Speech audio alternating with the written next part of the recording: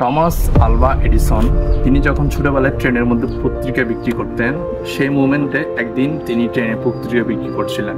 তখন ট্রেনে যে টিকিট চেকার ছিলেন তিনি তাকে ডেকে একটা চড় মেরে ট্রেন থেকে নামিয়ে দেন। চড়টা এত জোরে মেরেছিল যে তিনি এক কানা শুনতে পাননি।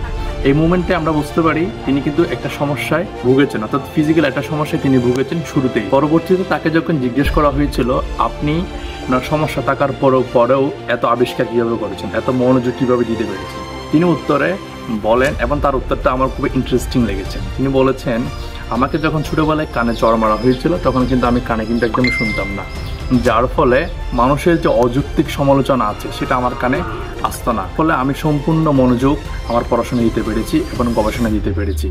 তাহলে তার এই ছোট্ট স্টোরিতে আমরা বুঝতে পারি, বা আমি আমার মতো করে বলতে পারি, আমাদের জীবনে প্রত্যেকেরই শারীরিক সমস্যা থাকতে পারে, মানুষের অযৌক্তিক সমালোচনা থাকতে পারে। এগুলোকে নিয়ে যদি আমরা জীবন পরিচালনা করতে চাই বা এগুলোকে নিয়ে যদি পড়ে থাকি, তাহলে আমাদের যে স্কিল আছে সেগুলো কাজে লাগানো যাবে না। তাই আমরা আমাদের জায়গা থেকে যদি এগুলোকে মোকাবেলা করে এগুলোকে অপশন হিসেবে রেখে কাজ করতে যাই সামনের দিকে, তাহলে বড় কিছু পাওয়া সম্ভব।